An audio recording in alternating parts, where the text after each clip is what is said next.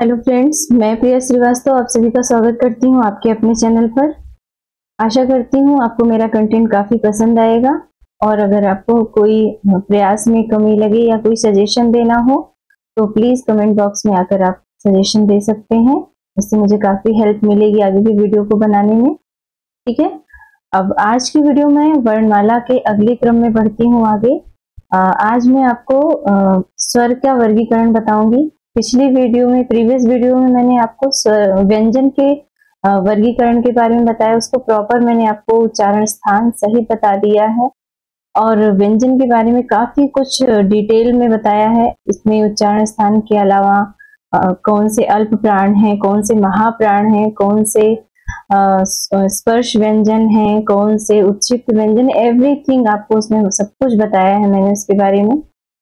और अगर आपको वो पसंद आती है वीडियो तो मेरी प्रीवियस वीडियोस को भी देखिएगा, आपको वर्णमाला के बारे में काफी डिटेल जानकारी मिलेगी। और थोड़ा बहुत मैंने स्वर के बारे में भी बताया था, बट आज स्वर की डिटेल वीडियो में लेकर आई हूँ। आज की इस वीडियो में आपको स्वर का वर्गीकरण देखने को मिलेगा, उच्चारण स्थान मिलेगा उनका, और भी बहुत सारी रोचक जानकारियां स्वर से संबंधित मिलेंगी आज की इस वीडियो में। ओके, तो स्टार्ट करते हैं आज का अपना वीडियो। और मेरा अगर आपको कंटेंट पसंद आ रहा हो, प्रयास अच्छा लग रहा हो, तो प्लीज मेरे वीडियो को लाइक कीजिए, मेरे चैनल को सब्सक्राइब कीजिए और मुझे प्रमोट कीजिए। देखिए, कल मैंने आपको यहाँ तक बता दिया था स्वरों के उच्चारण स्थान, ये बता दिए थे मैंने। अब आज मैं आगे बढ़ती हूँ, इससे आपको प्रीवियस में दिखा देती हूँ मैंने स्वर के बारे में, व्यंजन के बारे में क्या बताया है। ये देखिए, वर्णमाला के भाग 4 में मैंने स्वरतंत्र के बारे में बताया था। स्वरतंत्र या श्वास वायु के आधार पर व्यंजन के भेद कितने होते हैं? 2, घोष और सघोष, घोष या सघोष और अघोष, यानी कि घोष को ही सघोष भी कहते हैं, ठीक है, और अघोष, 2 प्रकार के होते हैं। इसकी मैंने आपको परिभाषा भी बताई है, ठीक है, इसकी मैंने आपको परिभाषा भी बताई है, देखिए,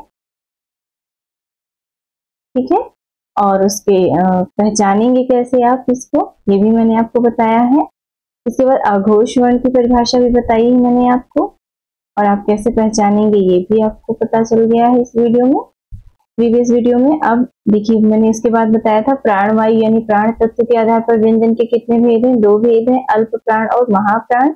अल्प प्राण की परिभाषा भी मैंने आपको बताई है, उसको पहचानने का तरीका बताया है। ऐसे ही महाप्राण की परिभाषा बताई मैंने आपको और उसको पहचानने का तरीका भी बताया है, ठीक है। इसके अलावा मैंने आपको स्वर के बारे में फिर बताना स्टार्ट किया था प्रीवियस वीडियो में, तो एक बार मैं आपको जल्दी से रिवीजन करा देती हूँ। देखिए, स्वर कितने हैं? ये जो स्वर है ह्रस्व और दीर्घ स्वर है, ठीक है। अब एक होता है प्लुत स्वर, ये हमारा संस्कृत में प्रयोग होता है, जैसे कि मैंने कल की वीडियो में मेंशन किया था कि प्लुत स्वर का प्रयोग जो है वो संस्कृत में किया जाता है, ठीक है, और हिंदी में नहीं होता है, ठीक। नेक्स्ट हम देखते हैं, और मैंने आपको बताया था कि प्लुत स्वर को पहचानेंगे कैसे, तो उसमें जिसपे ध्वनि में 3 गुना समय लगता है, इस बात को ध्यान रखिए। जैसे मोहन, राम, सुनो, ऐसे जो शब्द उच्चारित होते हैं उनमें प्लुत स्वर का प्रयोग किया जाता है, ठीक है। इसके बाद मैंने आपको बताया था स्वरों के उच्चारण स्थान के बारे में। ये देखिए, ये मैंने आ का उच्चारण स्थान कंठ बताया था कल की वीडियो में आपको। यहाँ पर मैंने वर्ग यहाँ पर भी बताया था आपको कि कौन से वर्ग के अंतर्गत आता है, वो आप देख लीजिएगा उस वीडियो में। अभी मुझसे डिलीट कर दिया मैंने उसको, ठीक है, तो आप देख सकते हैं उसमें ये क्या है, उच्चारण स्थान है वर्णों के, जो कि स्वर के उच्चारण स्थान मैंने आपको बताए हैं। आज की इस वीडियो में आपको इससे आगे का मैं बताऊंगी कि स्वरों को किस प्रकार से समझा जा सकता है। देखिए, अभी स्वर की परिभाषा मैंने आपको पहले ही क्लास में, पहले ही वीडियो में वर्णमाला की बताई थी, ठीक है, और ये जो है ये मैंने रफली आपको स्वर का बता दिया है। अब मैं आपको उसकी डिटेल वीडियो कराती हूँ।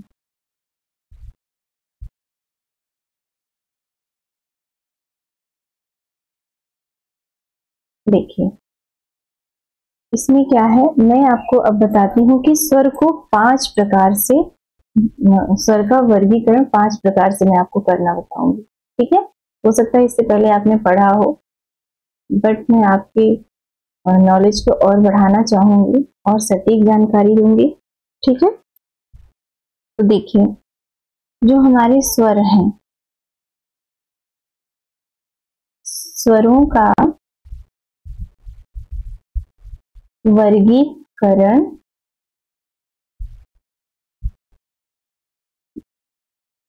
स्वरों का वर्गीकरण कई प्रकार से किया जा सकता है। ठीक है, एक प्रकार से नहीं, कई प्रकार से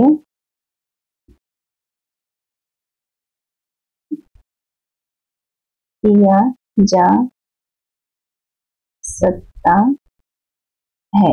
ठीक है, कैसे? देखिए, पहला मैं आपको बताऊंगी उच्चारण स्थान। देखिए, उच्चारण काल के आधार पर पहला क्या है स्वर का वर्गीकरण, पहले मैं क्या बताऊंगी, उच्चारण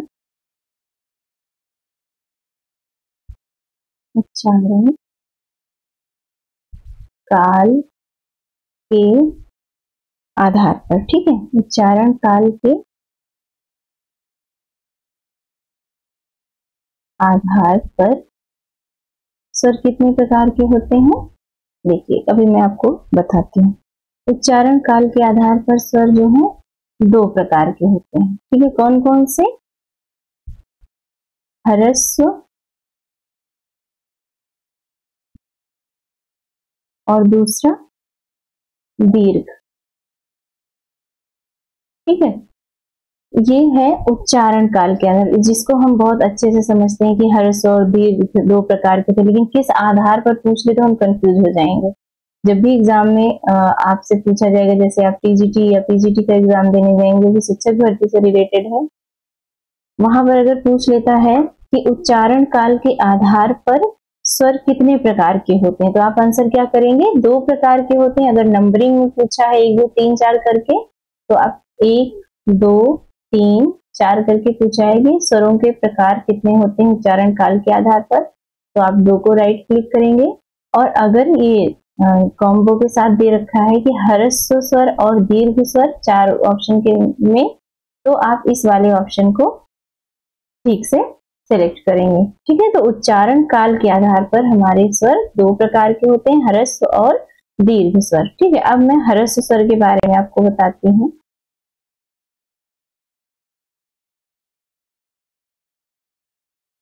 ह्रस्व स्वर, या इनका एक नाम मैं और आपको बताना चाहूंगी, जैसे एग्जाम का जो आजकल ट्रेंड चल गया है, उसमें कई दूसरे प्रकार के नाम से भी पूछ लेता है, तो हम कंफ्यूज हो जाते हैं। ठीक है, ह्रस्व स्वर या मूल स्वर,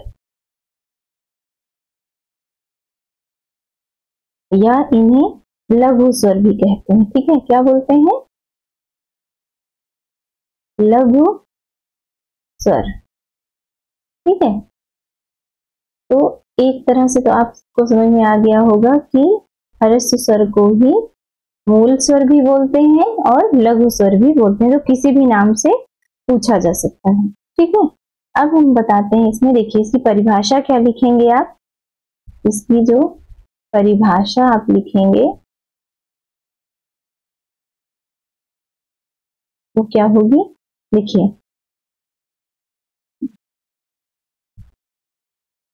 वे वर्ण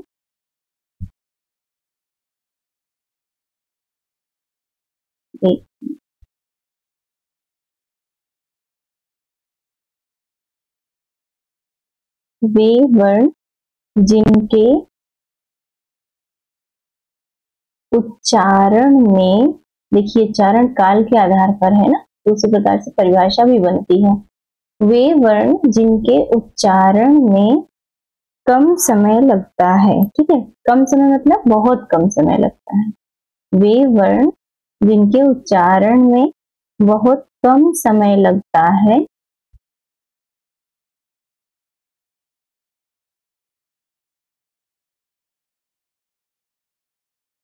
वे क्या कहलाते हैं?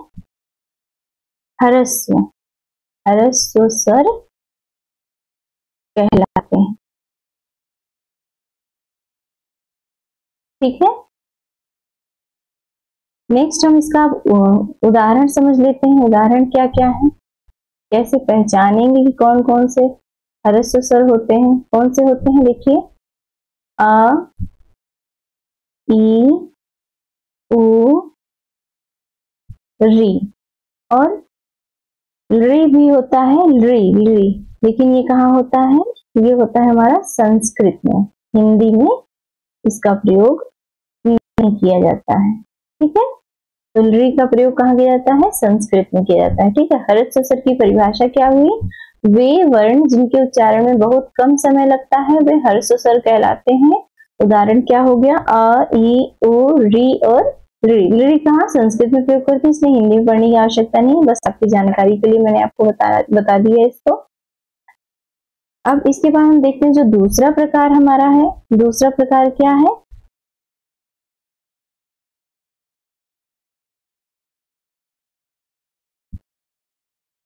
दूसरा प्रकार हमारा है दीर्घ स्वर। अब देखिए, मैं आपको दीर्घ स्वर के भी कई नाम बताऊंगी जिससे आपको एग्जाम में कोई कंफ्यूजन ना हो, क्योंकि आजकल जो ट्रेंड चल रहे हैं उसमें नाम दूसरे नाम से देकर बच्चों को कंफ्यूज किया जाता है, तो वो परेशान हो जाते हैं। देखिए, दीर्घ स्वर को ही हम संयुक्त स्वर भी कहते हैं।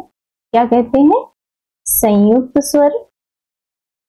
ठीक है, और क्या कहते हैं इसी को हम? संध्य। संध्य मतलब होता है मिलना, मिलान करना। ठीक है, मिला हुआ, इस तरह से आप इसको समझ सकते हैं, संध्य स्वर। ठीक है, अब देखिए इसके भी आपको 3 नाम पता चल गए। क्या? इसे हम दीर्घ स्वर भी कहते हैं, संयुक्त स्वर भी कहते हैं, ठीक है, और संध्य स्वर भी कहते हैं। ठीक है, अब इसका हम आपको समझाने का प्रयास करेंगे कि इसकी परिभाषा क्या होगी। ठीक है, देखिए इसकी परिभाषा है, जैसे आपने ह्रस्व स्वर समझ लिया अच्छे से, वैसे ही आपको दीर्घ स्वर भी अच्छे से समझ में आ जाएगा। बहुत ही आसान है, बस आप समझने का प्रयास करें। ठीक है, जिन स्वरों के उच्चारण में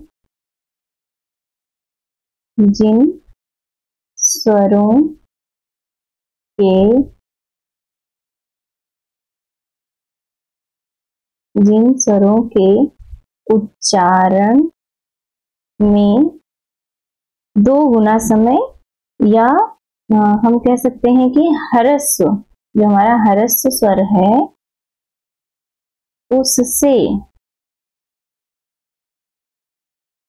2 गुना समय लगता है। देखिए अब समझिए, जिन स्वरों के उच्चारण में 2 गुना समय या ह्रस्व स्वर से 2 गुना समय लगता है,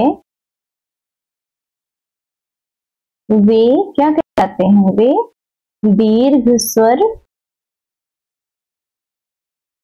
या संयुक्त स्वर कहलाते हैं। ठीक है, बार बार लिखने की आवश्यकता नहीं है, मैंने ऊपर ही इसीलिए लिख दिया है, कहलाते हैं।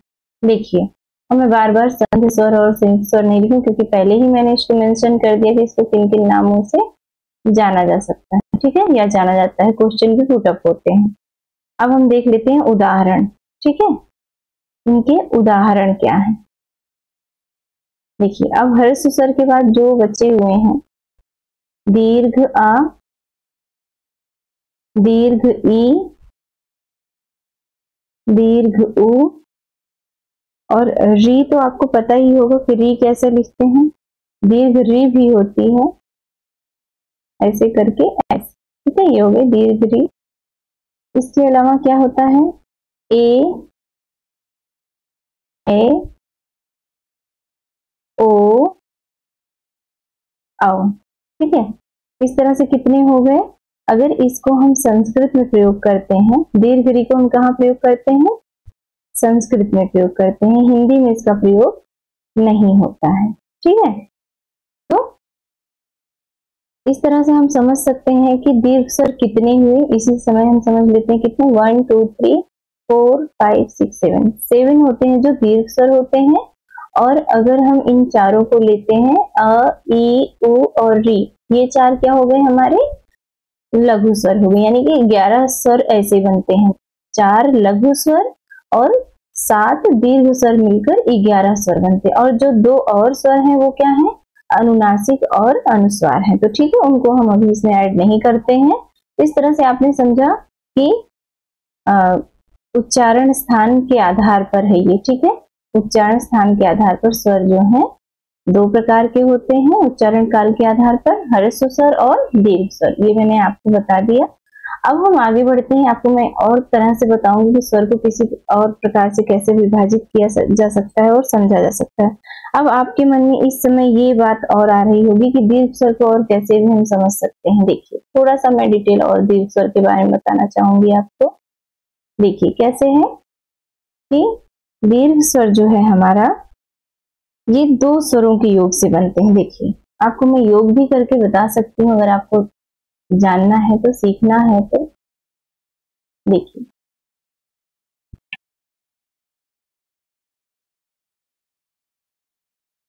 दीर्घ स्वर 2 स्वरों के योग से बनते हैं। कैसे? देखिए, जैसे बताती हूँ मैं आपको, ह्रस्व आ जमा ह्रस्व आ बराबर क्या हुआ, दीर्घ आ। देखिए, जो भी मैं आपको बता रही थी ऊपर कि दो स्वरों के योग से बनते हैं दीर्घ स्वर या संयुक्त स्वर, ठीक है। इस तरह अब देखिए, अभी मैंने आपको दीर्घ स्वर की परिभाषा भी बताई, ठीक है। वे वर्ण जिनके उच्चारण में ह्रस्व स्वर से 2 गुना समय लगता है वे दीर्घ स्वर कहलाते हैं। उदाहरण के तौर पर आ, ई, उ, ए, ओ, औ। जो ये री है, दीर्घ री है, ये संस्कृत में प्रयोग होता है, इसका प्रयोग हिंदी में नहीं होता है, ठीक है। अब आगे बताते हैं, दीर्घ स्वर 2 स्वरों के योग से बनते हैं, ठीक है। इसीलिए इसको संयुक्त स्वर भी कहते हैं। कैसे? दीर्घ स्वर 2 स्वरों के योग से बनते हैं। जैसे ह्रस्व आ और ह्रस्व आ मिलकर क्या बनाएंगे, दीर्घ आ। ह्रस्व ई जमा ह्रस्व ई बराबर क्या मिलकर बनेगा, दीर्घ ई। ह्रस्व उ जमा ह्रस्व उ इज इक्वल टू क्या बन जाएगा, दीर्घ उ, ठीक है। इस तरह से आप समझ सकते हैं कि दीर्घ स्वर जो होता है वो हमारा 2 स्वरों के योग से बनता है, ठीक है। और किस तरह से बनता है ये मैंने आपको यहाँ पर करके बता दिया है, ठीक है। अब देखते हैं, अब आपके मन में आ रहा होगा एक बात कि प्लुत स्वर के बारे में हमने सुना है। तो प्लुत स्वर ये स्वर का कोई प्रकार नहीं है। क्या है ये संस्कृत में प्रयोग होते हैं, ठीक है। फिर भी मैं आपको थोड़ा सा पहले भी बता चुकी हूँ, फिर भी एक बार बता देती हूँ। क्या है, प्लुत स्वर में वे वर्ण जिनके उच्चारण में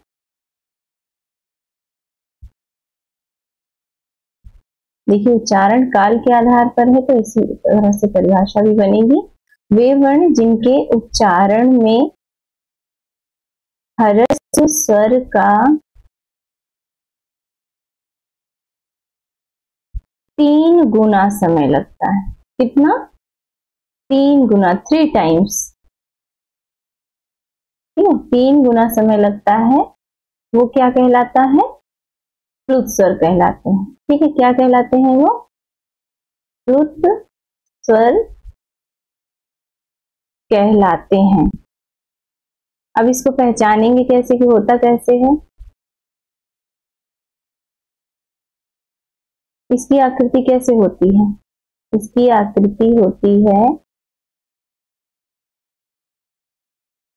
एस जैसे होता है उस तरह की आकृति होती है, ठीक है। जैसे हम राम उदाहरण लिखेंगे, उदाहरण हमारा होगा जैसे राम, राम कैसे लिखेंगे, ऐसे ऐसे। कितने भी लगा लो, जितना लंबा आपको बीच में अपना आवाज का क्रम देना है उसी प्रकार से आप इसमें लगा सकते हैं, ठीक है।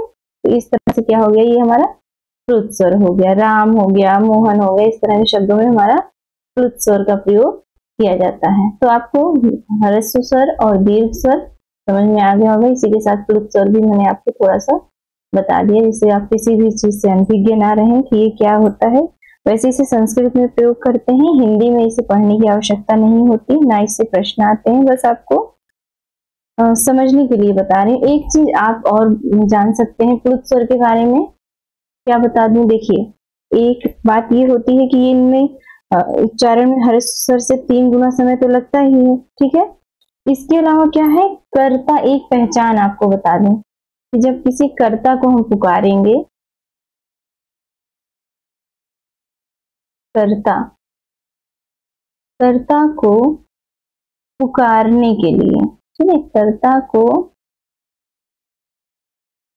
पुकारने के लिए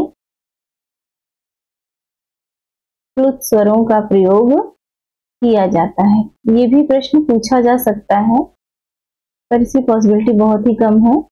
फिर भी आपको पता होना चाहिए कि अगर ये कहीं भी पूछा जाए किसी भी एग्जाम में, तो आप इसको आंसर कर सकें। कर्ता को पुकारने के लिए प्लुत स्वरों का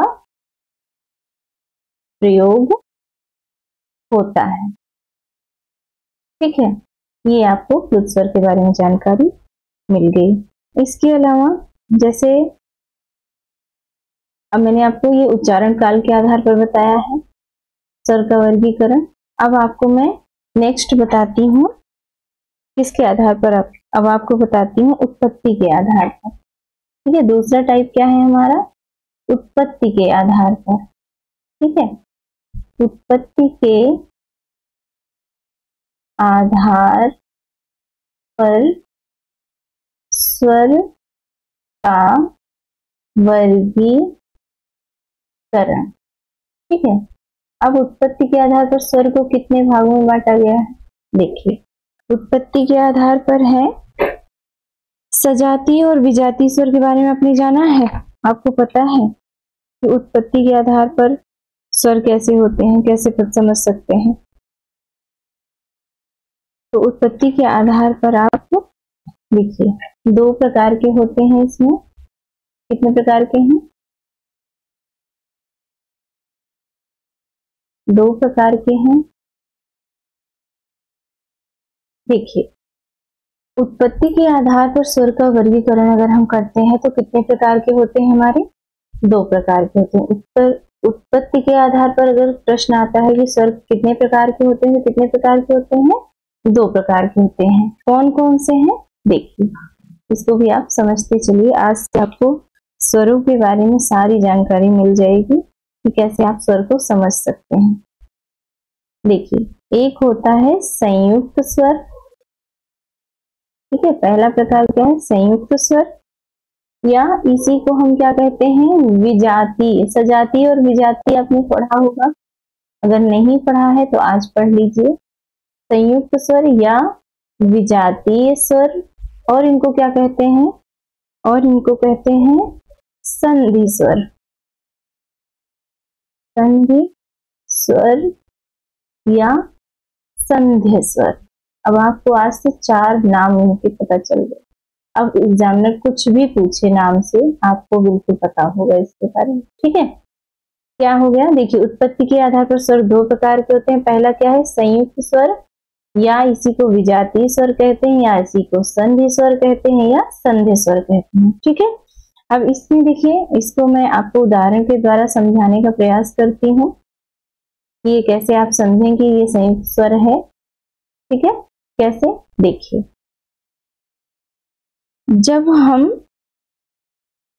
अब देखिए, आप इस नाम से भी काफी कुछ समझ सकते हैं। विजातीय, विजातीय का मतलब आपको पता है कि एक जैसे नहीं होंगे। संयुक्त स्वर मतलब संयुक्त तो होंगे, पर विजातीय भी कहते थे, यानी कि एक जैसे तो होंगे नहीं, ठीक है। और संधि हुई, यानी कि 2 स्वर तो जरूर है इसमें। तो इस तरह से नाम से भी आपको बिल्कुल क्लियर हो जाता है। फिर भी मैं आपको उदाहरण के द्वारा ही समझा देती हूँ। अ जमा ई बराबर क्या बनेगा इसमें, देखिए, ए बनता है। अब कई बार वर्णों की जानकारी ना होने पर जब हम वर्ण विच्छेद करते हैं तब हमें काफी परेशानी होगी। तो इसी तरह से मैंने सोचा कि आपको पहले से ही मैं वर्णों के बारे में पूरी जानकारी अगर दे देती हूँ तो आपको वर्ण विच्छेद, संधि विच्छेद, समास विग्रह करने में बिल्कुल कहीं भी परेशानी नहीं होगी, ठीक है। तो आप इसे अच्छे से समझते हुए चलिए, ठीक है। अ जमा ए बराबर ए होता है, फिर अ जमा ए, अगर यही ए यहाँ पर हम ले लेते हैं, इसको मिलाते हैं तो हमारा क्या बनेगा, ए बनेगा। ठीक, और एक तरह से और ए बन सकता है, किस तरह से, आ जमा ए इक्वल टू ए। ठीक है, इस तरह से भी ए बन सकता है। तो आपको ये देखना होगा, कई बार पूछता है कि वर्ण किन से मिलकर बने हैं, निम्नलिखित वर्ण किन वर्णों से मिलकर बने हैं, या किन स्वरों के संयुक्त होने से कौन सा स्वर बनता है। इस तरह से प्रश्न पूछ सकते हैं, तो आप बिल्कुल इसको पढ़िए अच्छे से, आपका क्लियर हो जाएगा डाउट। तो अ जमा ई बराबर क्या मिलकर बनता है, ए बनता है। अ जमा ए मिलकर क्या बनता है, इसी का दीर्घ बन जाता है, क्या, ए बन जाता है। ए और किस तरह से बन सकता है, दीर्घ आ जमा ह्रस्व ई, तो क्या बन जाएगा, ए बन जाएगा। इस तरह से आप देख सकते हैं, ए दो प्रकार से मैंने आपको बताया कि कैसे बन जाएगा। तो ठीक है, आप इसमें बिल्कुल कंफ्यूज मत होइएगा। ठीक है, इसके बाद नेक्स्ट है अ जमा उ, क्या बनेगा ये, ओ। अ जमा ओ मिलकर क्या बनेगा, ओ। इसी प्रकार से ओ जमा अ मिलकर क्या बनेगा, औ। क्या बनेगा, औ। इसी का मैं आपको एक और बता दूंगी औ और किस तरह से बन सकता है। देखिए, ओ जमा आ मिलकर क्या बना, औ। अब औ को और कैसे बनाया जा सकता है, देखिए, अब इसी में दीर्घ आ ले लीजिए, दीर्घ आ जमा उ, तो क्या बन जाता है हमारा, औ। ठीक है, क्या बन गया हमारा, औ बन गया। इस तरह से आपको समझ में आ गया होगा कि संयुक्त स्वर कैसे बनते हैं, विजातीय स्वर किन्हें कहते हैं, संधि स्वर किन्हें कहते हैं, संधि स्वर किन्हें कहते हैं। ठीक है, तो इस तरह से ये जो आपके समक्ष है, ये सारे स्वर, ये देखिए दीर्घ स्वर भी हैं, ये इन्हें संयुक्त स्वर भी कहते हैं। ठीक है तो ये दीर्घ सारे, लेकिन इन्हें संयुक्त स्वर भी कहते हैं, विजातीय स्वर भी कहते हैं। ठीक है, इस तरह से आप इनको कई नामों से जानिए और समझिए, और इसको रट्टा मारने की जरूरत नहीं। अगर आप अच्छे से समझ लिए तो ना आपको जिंदगी भर दोबारा पढ़ने की जरूरत नहीं पड़ेगी। ठीक है, ये तो आपको मैंने संयुक्त स्वर बता दिया। अब हम देखते हैं दूसरा प्रकार जो था इसका।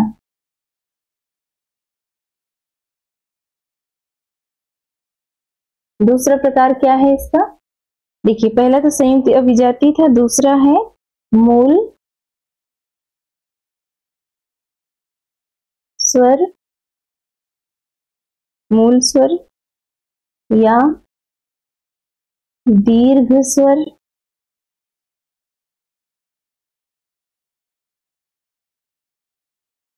या सजातीय स्वर।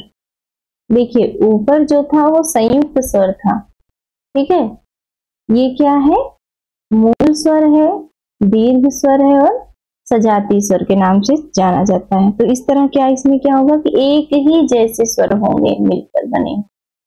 ठीक है, एक ही जैसे स्वरों के मिलने से क्या बनेगा, मूल स्वर बनेगा या दीर्घ स्वर बनेगा या सजातीय स्वर बनेगा। इसका आप उदाहरण समझ लीजिए, कैसे आप समझेंगे कि हम कैसे पहचाने कि मूल स्वर क्या होते हैं। देखिए, जब हम ह्रस्व आ जमा ह्रस्व आ एक जैसे हैं, ये सजातीय हैं, तो क्या बना हमारा दीर्घ स्वर, कौन सा बना, आ, दीर्घ आ। इसी प्रकार से जब ह्रस्व ई जमा ह्रस्व ई मिलकर क्या बनी, दीर्घ ई बनी।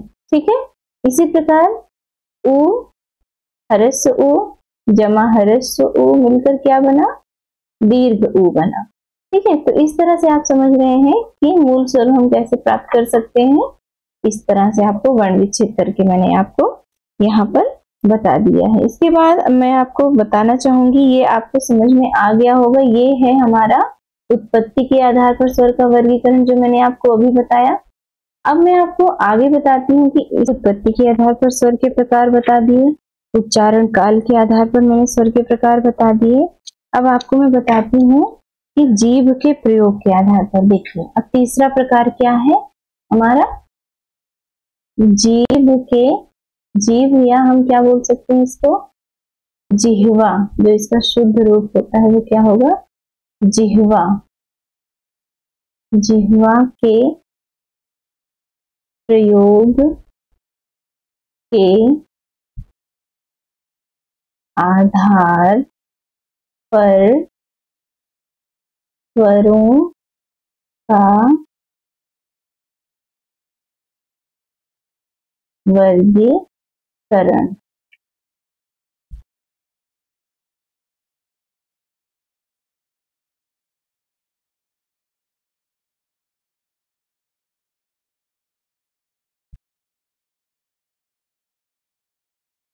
जीवा के प्रयोग के आधार पर स्वरों का वर्गीकरण।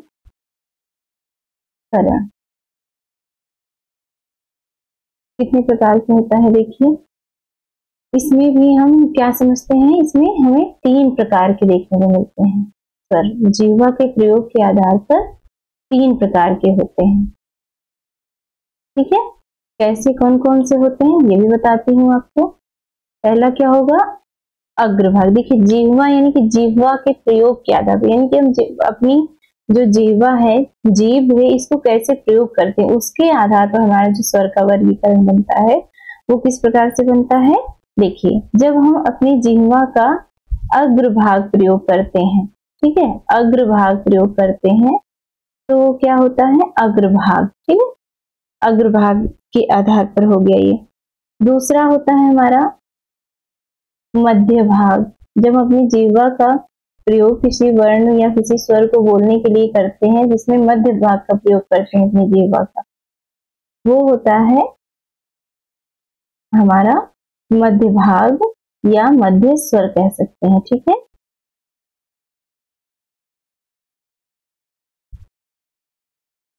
अग्रभाग स्वर, मध्य भाग स्वर और तीसरा पश्च स्वर।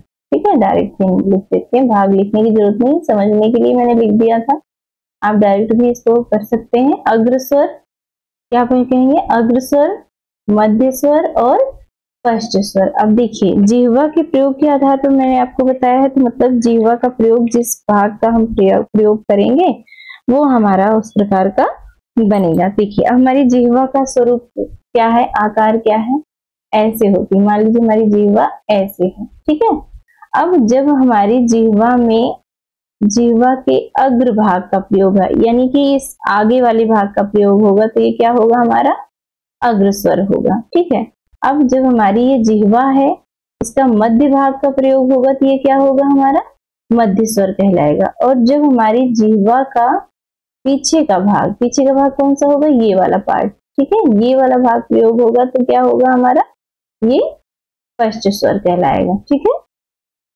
अब आपको समझ में आ गया होगा। जब जीभ का अगला भाग, देखिए इसको समझिए ऐसे, जीभ का अगला भाग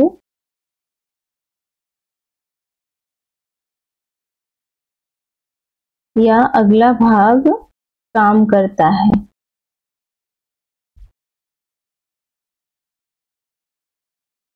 तो क्या कहलाता है, अग्रस्वर कहलाता है।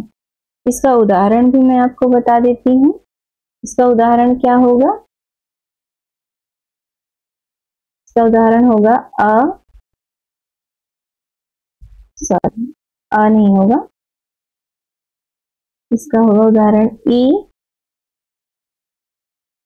दीर्घ ई यानी ह्रस्व ई, दीर्घ ई और री, री, ए और ए। ये क्या हो गया, हमारा अग्र स्वर का है। कौन कौन से स्वर बोले जाते हैं हमारे जीभ के अगले भाग से, ह्रस्व ई, दीर्घ ई, री, ए और ए, इनका प्रयोग किया जाता है हमारे जीभ के अगले भाग से। अब इसी प्रकार समझ लीजिए कि मध्य भाग से किनका किनका प्रयोग किया जाएगा। अब इसी प्रकार समझिए कि जीभ का जब मध्य भाग काम करता है तो वो क्या कहलाता है, मध्य स्वर कहलाता है। अब मध्य स्वर को भी समझ लेते हैं उदाहरण के तौर पर। परिभाषा तो आपको समझ में आ ही गई होगी, लिखवाने की आवश्यकता नहीं है। तो मध्य स्वर कैसे होता है? मध्य भाग, यानी कि जिह्वा का जब हम मध्य भाग प्रयोग करते हैं किसी स्वर को बोलने के लिए, उच्चारित करने के लिए, तो क्या होता है? हमारा मध्य स्वर कहलाता है। इसमें क्या आता है? उदाहरण के तौर पर आ। जब हम ह्रस्व आ का प्रयोग करेंगे तो हमारी जिह्वा का मध्य भाग प्रयोग होता है। इसी प्रकार पश्च स्वर की परिभाषा हम समझ लेते हैं। पश्च स्वर में क्या है? जीभ का पिछला भाग, जीभ का या जिह्वा का पिछला भाग काम करता है तो वो पश्च स्वर के उसमें आता है। ठीक है, तो इसका उदाहरण भी हम देख लेते हैं। इसका उदाहरण क्या है?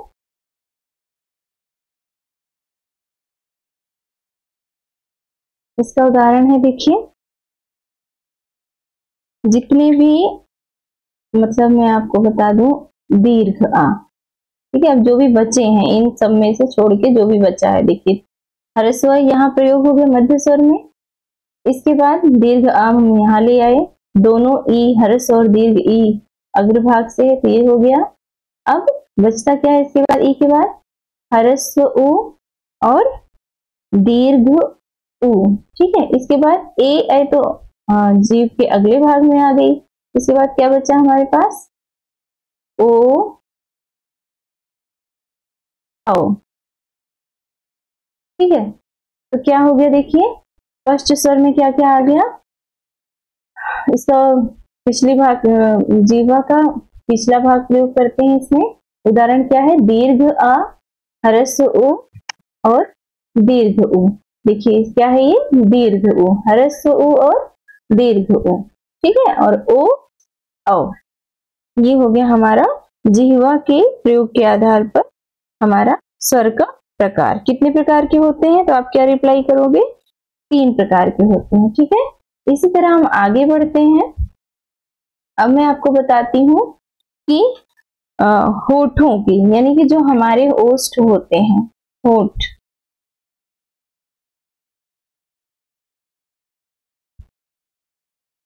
होठ या ओष्ठ के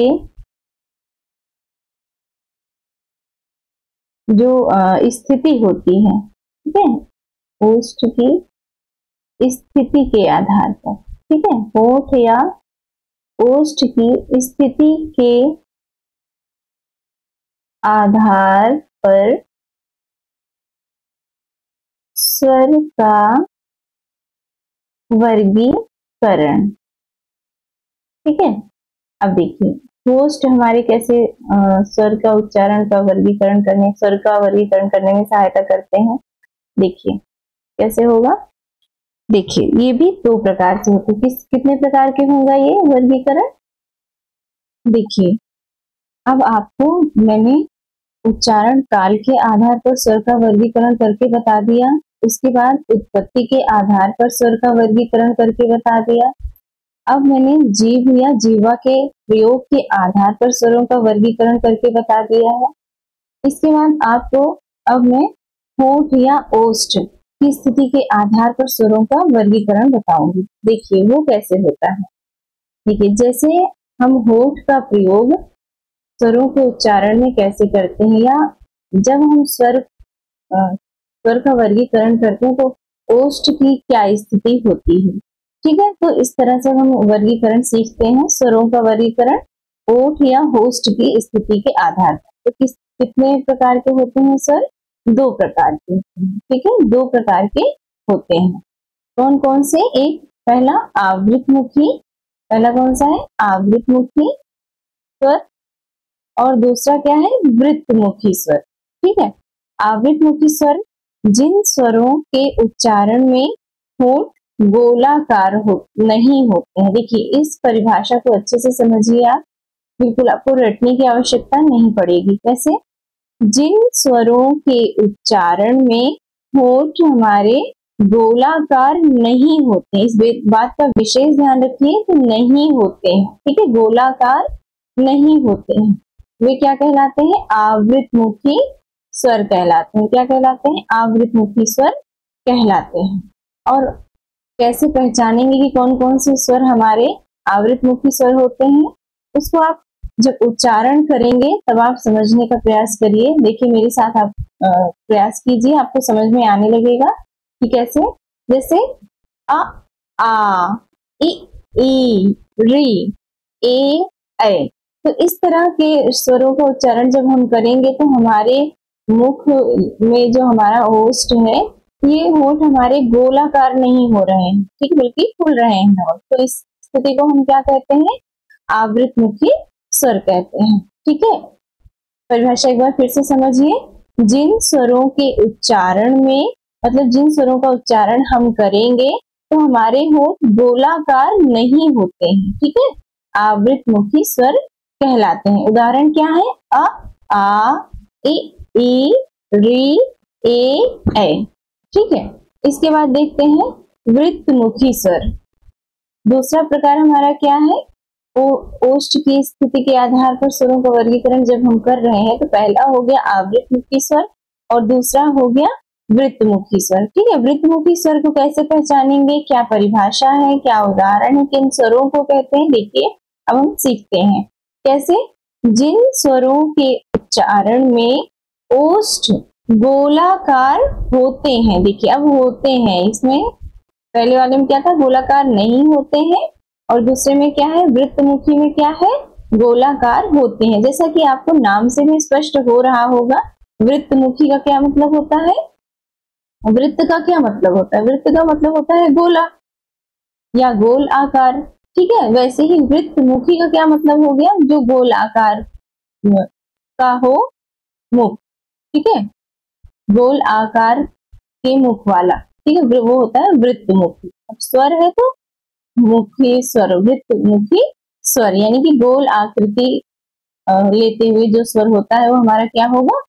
गोलाकार जो होते हैं। जब हम होस्ट का अपने प्रयोग करेंगे इन स्वरों के उच्चारण में तो हमारे होस्ट में वो गोलाकार होंगे। ठीक है, कैसे? अब देखिए इनकी परिभाषा समझिए अच्छे से। जिन स्वरों के उच्चारण में ओष्ठ गोलाकार होते हैं वृत्तमुखी स्वर कहलाते हैं। ठीक है,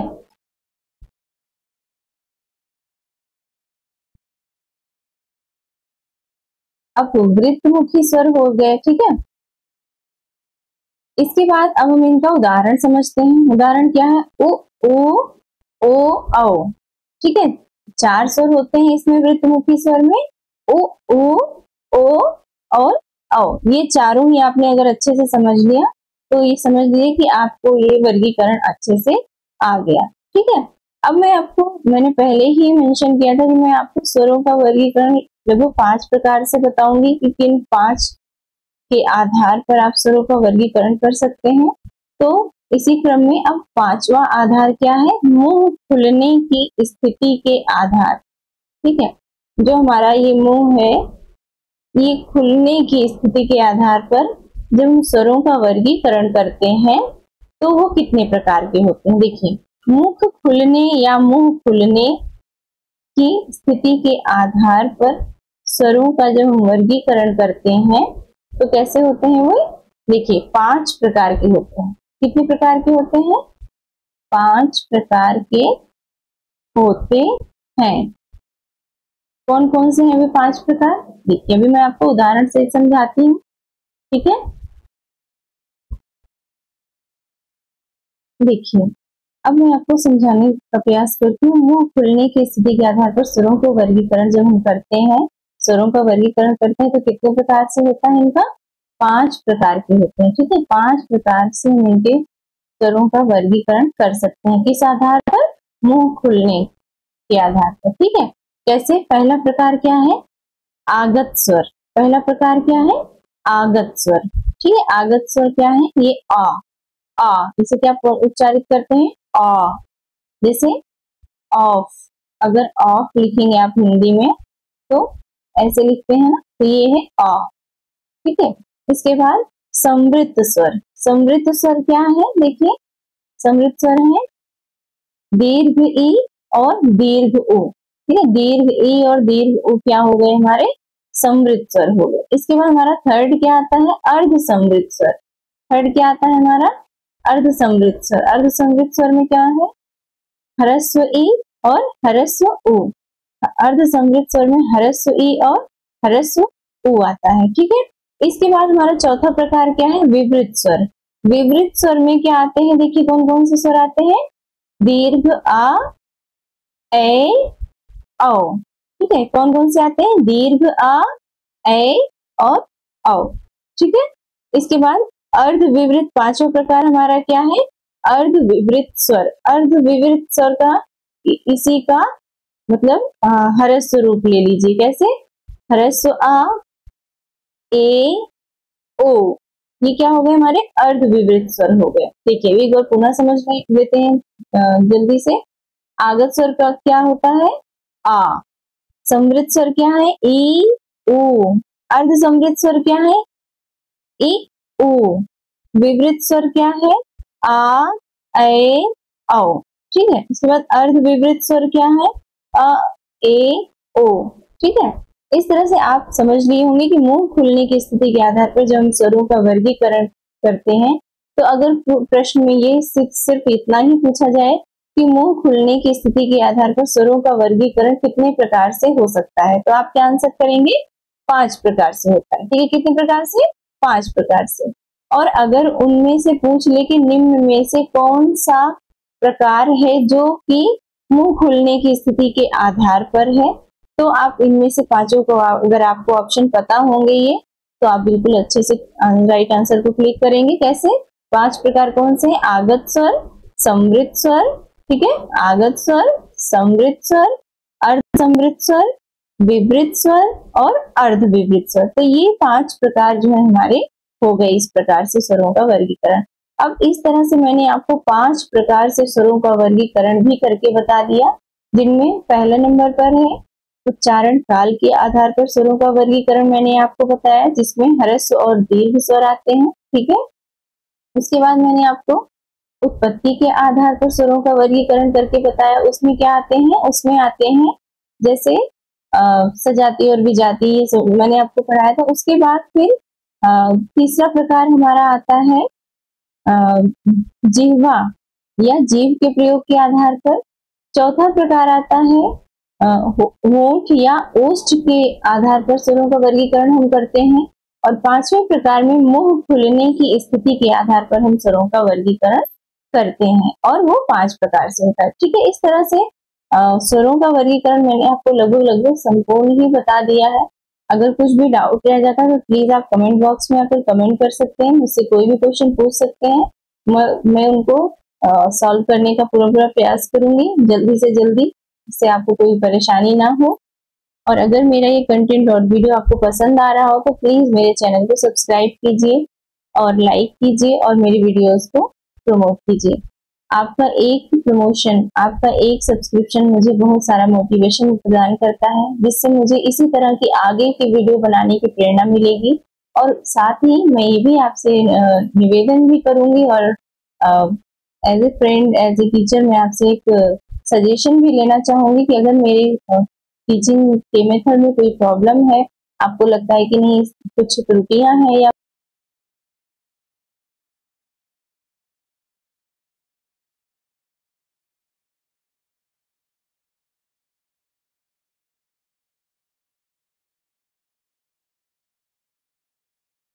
देखिए, आपको मैंने अभी बताया था स्वर और व्यंजन, मैंने आपको पूरा बता दिया। अब मैं एक चीज और मेंशन करना चाहूंगी। देखिए, जैसे है कि क्वेश्चन पूछा जाता है कि हिंदी की वर्णमाला में वर्णों की संख्या। देखिए क्या क्वेश्चन होता है, हिंदी की वर्णमाला में वर्णों की संख्या कितनी है, तो आप क्या रिप्लाई करोगे, 52 वर्ण है। ठीक है, जब भी कोई क्वेश्चन पूछता है कि हिंदी की वर्णमाला में, ठीक है, प्रॉपर देखिए क्या है, हिंदी की वर्णमाला में वर्णों की संख्या कितनी है, 52 वर्ण है। लेकिन वहीं पर वर्ण कितने हैं पूछा जाए, वर्ण कितने हैं पूछ लिया जाए, वर्ण कितने हैं, वर्णों की संख्या कितनी है, तो क्या बताएंगे आप, 44 वर्ण है, 44 वर्ण है। ठीक है, अब आप 44 वर्ण पूछेंगे कि 44 वर्ण होते कैसे हैं। देखिए, जब हम 11 स्वर ले लेते हैं और 33 व्यंजन, ठीक है, 11 स्वर और जब 33 व्यंजन को हम ऐड करते हैं तो क्या होता है, हमारा 44 वर्ण हो जाते हैं। ठीक है, और प्रीवियस वीडियो में मैंने आपको 52 वर्णों का भी क्लासिफिकेशन करके बताया कि 52 वर्ण कैसे होते हैं, किन्हें जोड़कर बनते हैं। और लेकिन इस तरह से आपको मैंने बताया कि वर्ण कितने हैं, तो 44 वर्ण है। ठीक है, ये भी क्वेश्चन पुटअप होता है।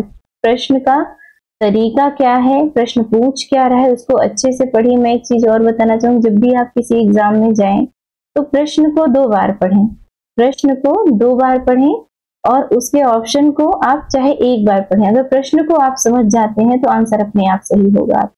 ठीक है, इसके बाद अब इस तरह से आपको वर्ण के बारे में पूरी जानकारी मिल गई है। अब वर्णमाला का पूरा ही आपको भेद पता चल गया कि क्या है क्या नहीं है, सारे कंफ्यूजन आपके क्लियर हो गए हैं। अब मैं नेक्स्ट वीडियो में आपके लिए शब्द को लेकर आऊंगी। स्वर और व्यंजन हमने अच्छे से पढ़ लिया है, अब हम आएंगे शब्द के भेद क्या होते हैं, शब्द के प्रकार क्या होते हैं। ठीक है, अब उसमें भी जैसे मैंने आपको स्वरों का वर्गीकरण करके बताया, व्यंजनों को वर्गीकरण करके बताया कि किस आधार पर कैसे वर्गीकरण करेंगे, उसी प्रकार नेक्स्ट वीडियो में आपको शब्दों का वर्गीकरण देखने को मिलेगा, वाक्य का वर्गीकरण मिलेगा। ठीक है, तो बिल्कुल अच्छे से आप मेरी इस वीडियो के साथ बने रहिए और देखते रहिए इस मेरी वीडियो को। और इसी के साथ मिलती हूँ एक नई वीडियो में। Okay, thank you so much. और प्लीज मुझे फेसबुक पर भी, इंस्टाग्राम पर भी, व्हाट्सएप पर भी आप कहीं भी कंसल्ट कर सकते हैं, कांटेक्ट कर सकते हैं। और कोई भी आपके डाउट हैं तो आप कमेंट बॉक्स में आकर मुझसे पूछ सकते हैं, मैं उन्हें सॉल्व करने का प्रयास करूंगी। और कोई सजेशन है तो आप मुझे सजेशन दे सकते हैं। और इसी के साथ मैं इस वीडियो को एंड करती हूँ, मिलती हूँ एक नई वीडियो में जो कि आपकी जानकारी को बढ़ाने वाला होगा। Okay, thank you so much.